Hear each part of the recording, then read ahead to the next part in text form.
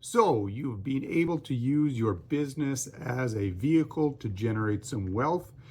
Could be in a matter of a couple of years, or it could be over the duration of a lifelong endeavor of building that business. Whatever the case might be, for you personally, you need to ensure that once you've got that wealth piece in place, that you're now planning for a pension. What does this mean with inside of your business? What are some things that you need to take into consideration when you are planning for pension and the different options that are available for you? Let's hop into this next podcast episode and check out these details and many more right now.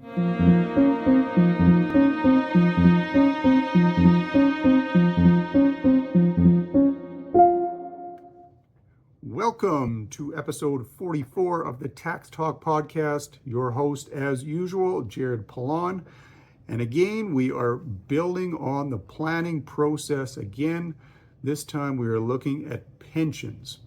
So, like I mentioned in the intro, you've spent some time, maybe over the course of a couple of years or over, an entire lifetime, building up this business, generating some wealth within it.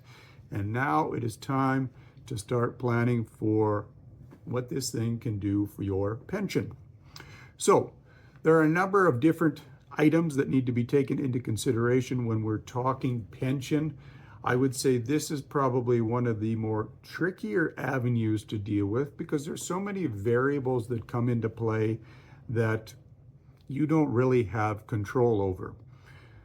The biggest of which, and everybody faces this question when dealing with pensions, how long are you going to live? One of the biggest issues in forecasting out your funds, whether it's from your business or from any other pension resource, is your expected life expectancy. And if you are able to get this figured out and dialed in, then you can make good use of the funds that are within your business and ultimately put them to good use through your retirement years. So, first up, we want to look at the family situation and the overall needs that are associated with it. So, what is your marital status? This is going to be a big factor in determining how things transpire in those retirement years. What are the anticipated life expectancy, goals of you and your spouse? What are some of the income needs that you guys have? Do you have access to other funds? Maybe your spouse worked independently for a third party and has some sort of a government pension or a third party pension to speak of. Some of these things are going to need to be ironed out ahead of time to ensure that you're able to put a solid plan in place for the wealth that you've created within that business. If there's options to be able to split some of that income into those retirement years, it's good to get all of this information on board and available to us at Legacy Accounting to be able to provide you with the best possible plan going forward. How many children and grandchildren do you have? Is there special needs that need to be considered? Maybe you have some dependents that are going to be relying upon you for their income needs well into the future. These things need to be planned for and accounted for as well.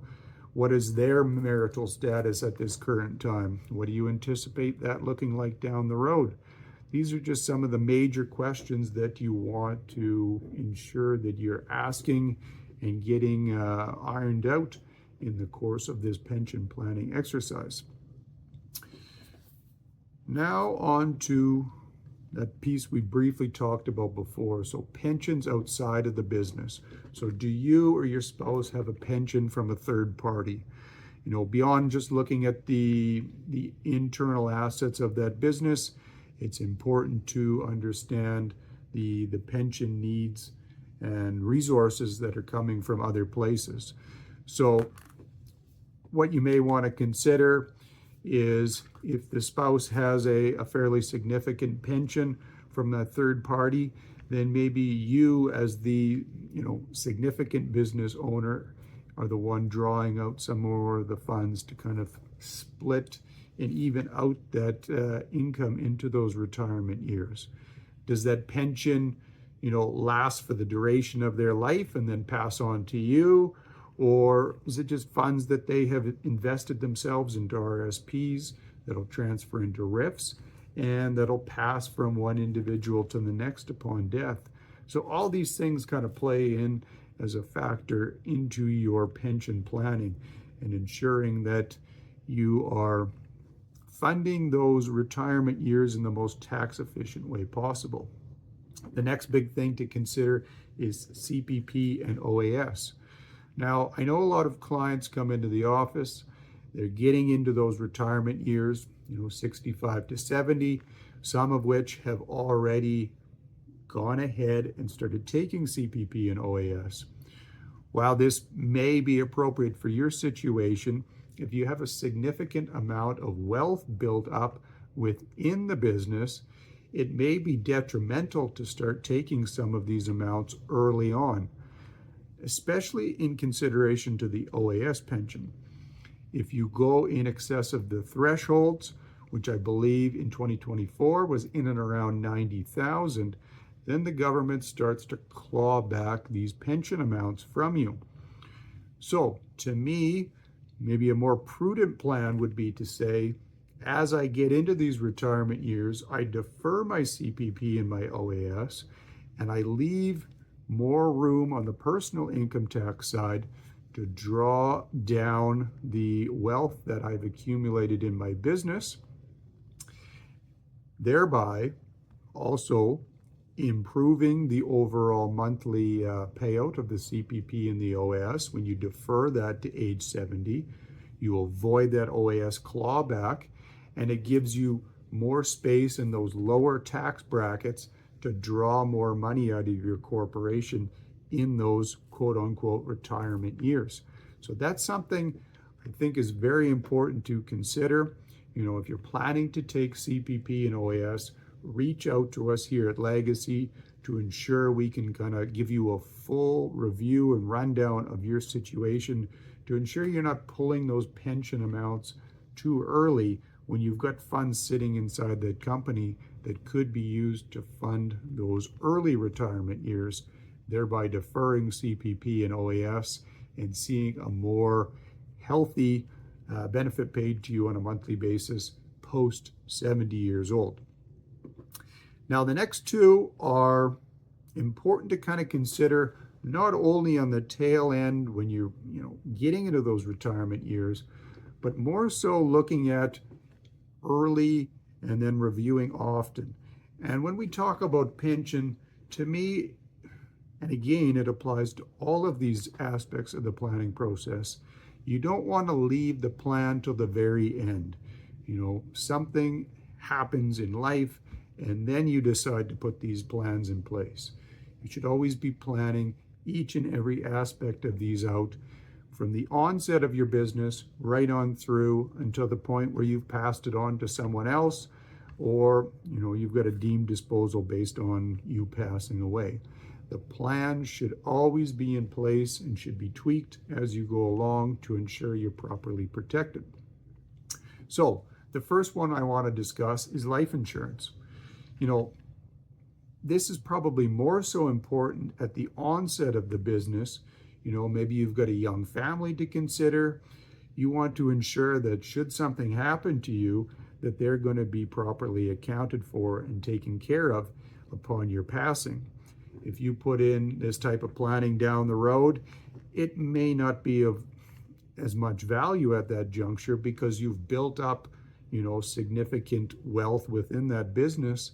And maybe aside from having that life insurance in place for, tax planning purposes in respect to your estate, it doesn't hold that same value that it might have had early on when you were maybe just starting out and didn't have a whole lot of assets to fall back upon if you were to pass, and then, your spouse and kids would then be left with nothing. So getting that insurance in place early on is usually a good idea for that particular reason, as well as the fact that life insurance, typically in most cases, all things being equal, is significantly cheaper to implement at a younger age than in the older years.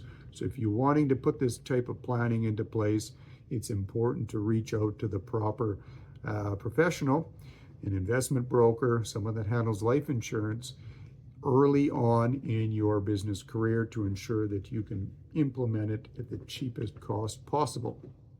And then also looking at disability insurance. Now, I think a lot of people fall in line and get the life insurance early on. But if you look at the statistics, younger individuals are more likely to use disability insurance than they would life insurance, simply due to the fact that you have a higher probability of needing the disability insurance early on than you would the life insurance. So as a result of those statistics, disability insurance is typically higher premiums than you would see with life insurance. But dependent upon the industry that you're in, it may be prudent to put that policy into place. If your job requires you to sit in an office, such as mine, maybe that disability policy isn't as necessary. But if you are working away in the oil patch, producing the oil and gas that this province and country rely upon, maybe there is a little bit more inherent danger there than sitting in this office chair, and you might want to consider that going forward to ensure that you're properly protected for anything that might occur that you don't anticipate. Now, let's talk timelines. What is your plan of retirement? This is probably one of the most difficult questions for small business owners. You don't typically have a forced retirement day like you might see in the public sector. With a small business, you typically get to the point in time where you have put in significant time, usually decades, into this business. You've probably grown it from a very small seed into what it is now. You have probably put in a lot of blood, sweat, and tears to get it to that point in time. And you have a very strong emotional connection to that business. It is not very easy to go and wake up one day and say, I'm retiring. It's equally not as easy to say, in 5 years, I think I'm going to retire. There's a lot of things that transpire over the course of business ownership that impact your ability to pick that retirement date and ultimately put that plan into place. You may have good intentions to retire maybe somewhere between 60 to 65, but maybe some unexpected market swings happen. Maybe the pandemic comes around and you were planning to retire in 2020. Well, you didn't want to leave your business high and dry in the midst of that, so you decide to stay on and steer the ship through that. An admirable thing to do. And that is just the way that business goes. You sometimes have to deal with some of these big things that you aren't expecting. With that in mind, I think it is prudent to always have an exit strategy in place. And by that, I mean every business owner should be planning for that exit strategy. If you get into business with no clear, expectation of how to get out of the business, then you are never going to execute on getting out of that business. So it's important from that early onset, again, like we mentioned before, to put a plan in place, to build that foundation, to generate wealth, and then start planning for that pension aspect.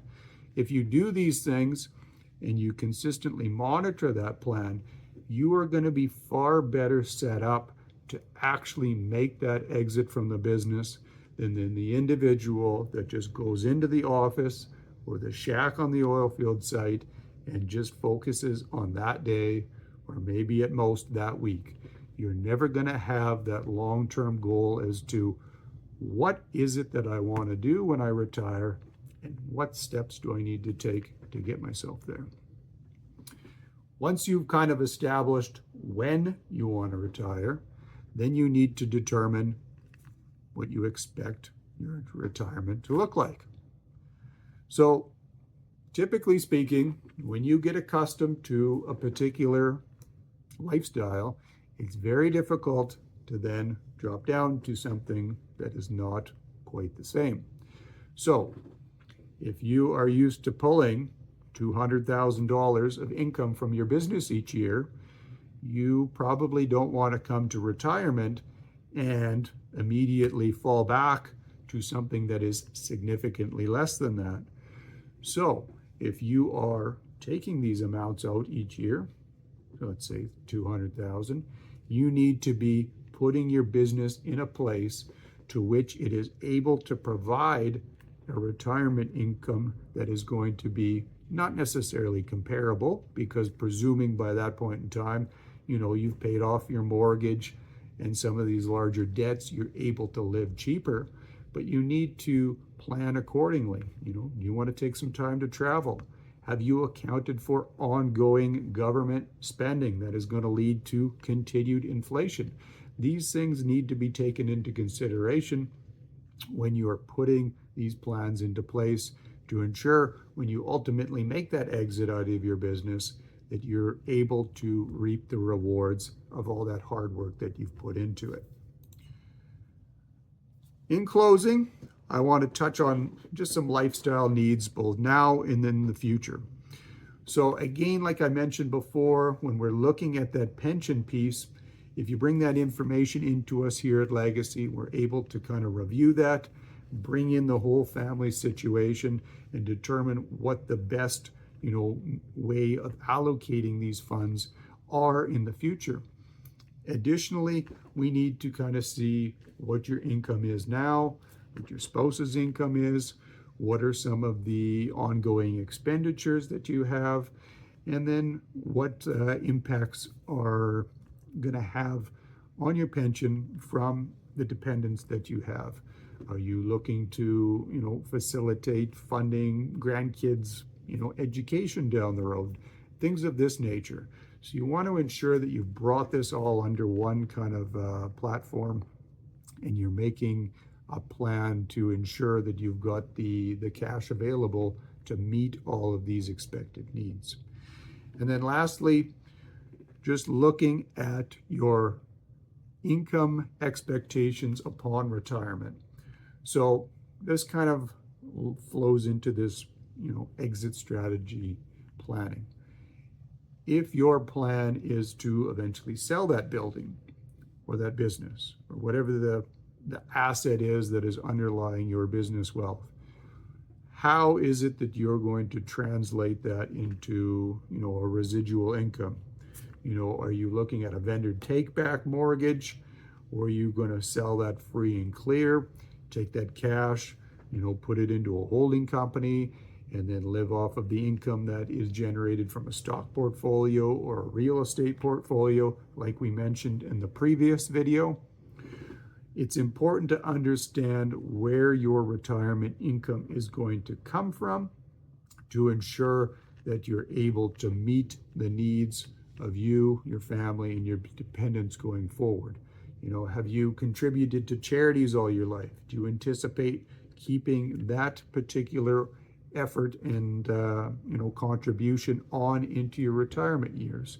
Again, important to plan for these things ahead of time to ensure you're not seeing any surprises when you turn that business wealth into a business pension.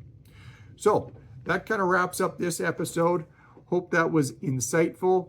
The pension aspect of it, to me, is the one with the most variables and requires a lot of due diligence and relies on you to be a little bit flexible in the way that things get delivered, due to the fact that there are that many variables, and a lot of this becomes a forecasting over what could be a significant time period into the future.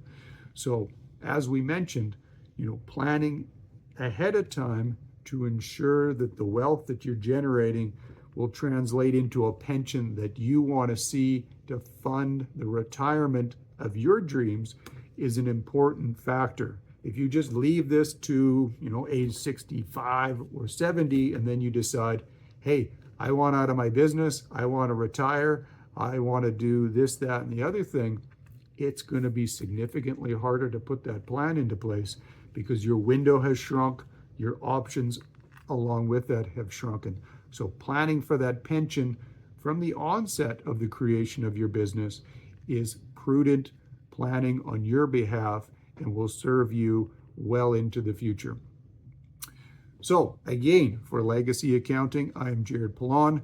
Thank you for tuning into this episode of the Tax Talk podcast. Stay tuned for the next episode when we're going to wrap up this series looking at the estate side of the planning process and essentially looking at, how you're transitioning that business either whilst living or upon passing. So I think that one will be a good episode to just wrap this whole thing up and give you some real good insight into how the whole thing works and comes full circle. So thanks again. We will talk soon and take care for now.